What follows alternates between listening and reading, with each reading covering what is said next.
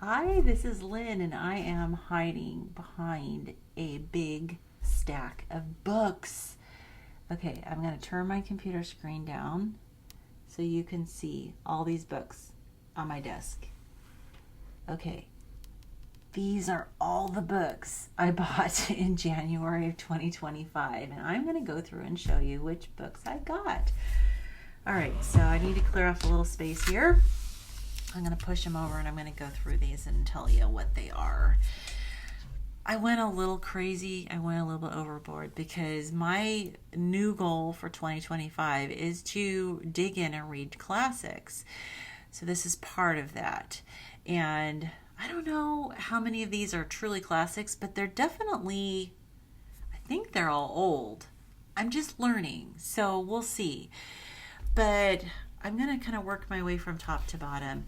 So I was recently, and I live in Washington State, and so some of these I purchased here, and there were a couple I was on a recent trip to Arizona, and I went to a couple of bookstores in Scottsdale, and just picked up a couple books. So the first book, and I'll tell you which ones I'm currently reading. There's 3 of them that I'm currently reading, and I'm going to have to figure out like what order to read these in. I have some other books that are behind me that I also have on my to be read list. One of them is the whole volume of Jane Austen, which I've read one. But anyways, this one I bought at this little tiny bookstore. And it was a used bookstore in Scottsdale, and it was a cute store. And this is called Bacon's Essays. These are the essays of Francis Bacon. And this is an old book. This was written in the 1600s. And it starts with a really long introduction about Francis Bacon, which I'm done reading. And I have read his first 3 or 4 essays. A little bit challenging to read, but I wanted to read it anyways because I don't know a whole lot about Francis Bacon, and this is a really cute little pocket book, really easy to keep by my bed, and I just read a little bit at night. I have a reading light, the kind that kind of drapes around your neck and you can adjust it and shine it right where you want it to shine, and it has a couple like buttons on either side, and you just can adjust it to the light, amount of light you need. So very easy to read in bed. And I'm old, so I got a Tempur-Pedic bed that has, I can make it be like a hospital bed. And so I can sit myself up and read. So this is the first one. So yes, I am currently working through reading this book by Francis Bacon with his essays. The next book, now this book I got here in Washington at Half Price Books, and this is The Picture of Dorian Gray by Oscar Wilde. Got it because I've been listening to other people that have book channels because I don't know what to read. I mean, in my first video that I did after I read Sense and Sensibility, one of the things I said is I have no idea what to read. And I'm not getting any suggestions because my channel is really, really new when it comes to reporting on classics, and so nobody's giving me any comments. So I'm just going by what other people are saying on their channels. So everyone I've heard says that this is an amazing book, and it's short, it's small, it's really cute, and it's got gold-rimmed pages and a really cool cover. So I bought that. Okay. I bought this book in Half Price Books by D.H. Lawrence called Women in Love. No clue if this is a good book or not. Don't know. I bought Dubliners, is that how you pronounce this, by James Joyce, based on reports that I've heard that this is a really good book. And so and I love the fact that it's nice and short. So when I get done reading what I'm currently reading, this may be one that I grab because I'm going to be ready for a short book. Okay, next book I got, and just because I like the cover, I like the binding, it's pretty, but it's Madame Bovary by Gustave Flaubert. I think I pronounced that right, hopefully. So I know the title, don't really know anything about it. So that's going to be an education for me. Now this one I bought at a bookstore called, and I have a bookmark, Anticus, in kind of downtown Scottsdale in the touristy district. Beautiful store. If you ever get a chance to go there, it's a combination art gallery and it has books as well. And really great store. Highly recommend going. But I figured, while I'm there, it was the first bookstore I went to when I was down in Scottsdale. I figured, I'm going to pick up a book. And then I bought a brand new one. But I got E.M. Forster's A Passage to India, just because I heard this is a really good book. So I bought it. All right. Half Price Books. This is back in Washington. Paid $3.49 total and bought Crime and Punishment by Fyodor Dostoevsky. When I read this will be the second book I've read by him. Also picked up Don Quixote. Looking forward to reading this when I'm ready for another big one. I heard this is a fast read because it's fast-paced and enjoyable, so I'm counting on that. Again, listening to other people who have channels where they review books. I'm completely going off of that when I read this. Okay, another book that I bought just because I like the cover. All right, I think, this is a really cool looking cover. It looks so like maybe 60s. I don't know. This is Ben-Hur. I've seen the movie. I don't know if this is a classic book or not, but I don't even know who wrote it. It just says illustrated by Joe Mugnini. But Lou Wallace. The Tale of the Christ by Lou Wallace. And it has these color illustrations. And I mean, look at it's like pastels, like water, almost like, I think they're like sketches with maybe watercolor. I don't know, but see, look at that. I don't know if these are. I don't know if they're watercolor or not, but anyways, the illustrations are really cool. So some of the books I read, I bought literally because I just think the book itself looks really cool. And this is one of them. But I'm looking forward to reading that one at some point. It's kind of a big book, so this may be a challenge for me.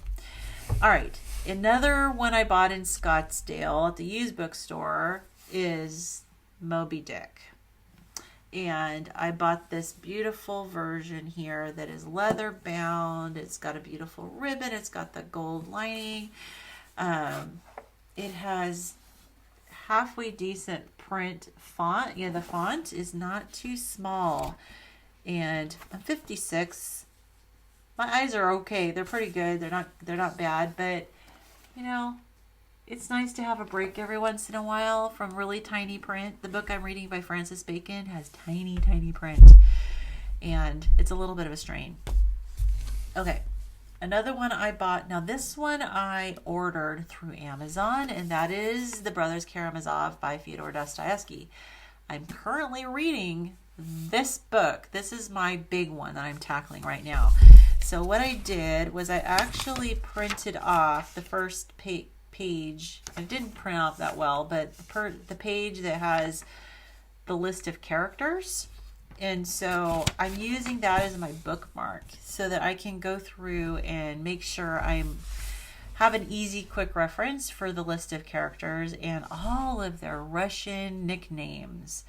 And it's nice because it does explain a little bit at the top, this paragraph, about how to understand, the nicknames that they use and their naming convention. And it talks about the insulting or dismissive version. And so, yeah.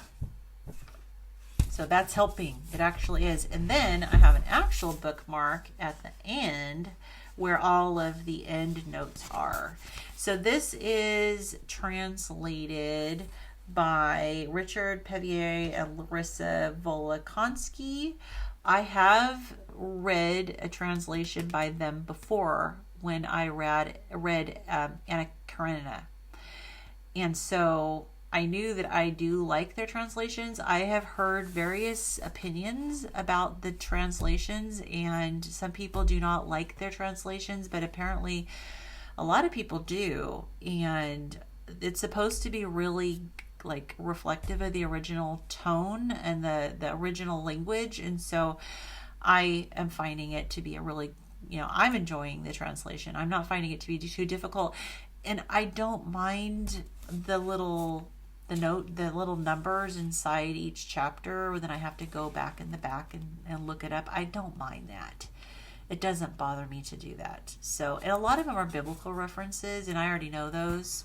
So, I don't have to look up all of them. But it's really cool, though, because when you do look up these notes, sometimes they refer to writings, other literature, other and poets and things that Fyodor Dostoevsky would have read in his era when he lived. And so it just kind of helps educate me on some of the other writings, Russian authors and poets and stuff that were living back then, and kind of think, okay, well, maybe at some point I'll look these people up and maybe read them. Who knows?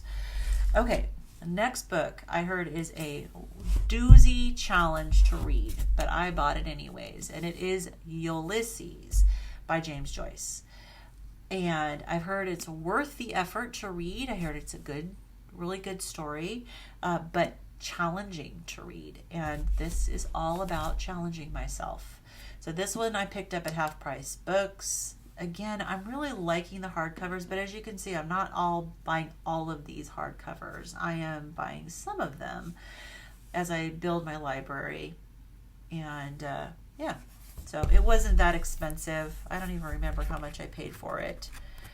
But, okay, $15, which I guess isn't too bad for a, leather-bound hardcover book. Okay, next one is The Prisoner of Zenda, which I have done a review on. I have finished reading this book, and I literally bought this because I was enamored with the whole book in a box concept. I realize there's other books in boxes, and now that I've been doing a little more shopping for used books, I've come to realize that this is not unique, it's not new, but this was my first shopping trip, and when I saw a book in a box, and it looked old, and it was hardcover, I thought, cool, I'm going to buy this.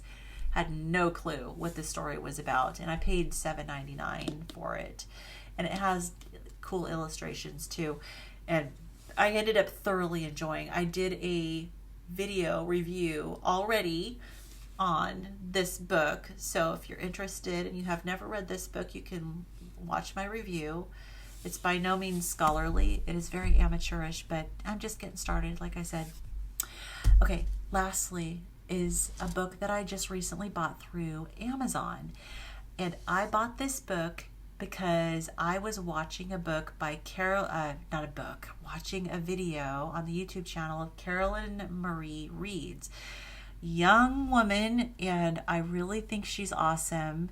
Seems very intelligent, and she's an illustrator. You guys, if you're watching this, you probably already know who she is, because she's, I guess, pretty popular when it comes to BookTube. It's another term I've just recently learned. Is there such thing as BookTube?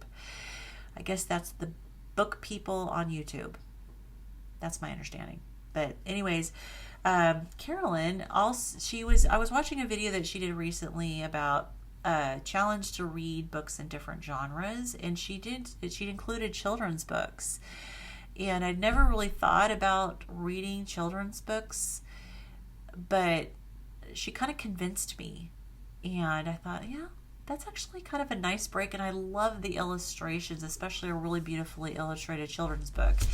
And I do have 3 grandkids, but they live in another state, so I don't see them very often, and only one of them is little.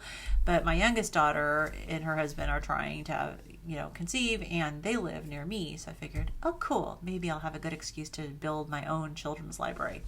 So I bought The Complete Brambley Hedge, which is the whole series written by Jill Barklam, and she did all the illustrations, and they are so gorgeous, and it is adorable. I mean, the stories are pretty simple about this community of mice, and but I've been reading along, and I've just been like looking at the illustrations as I go, and all the detail in these illustrations.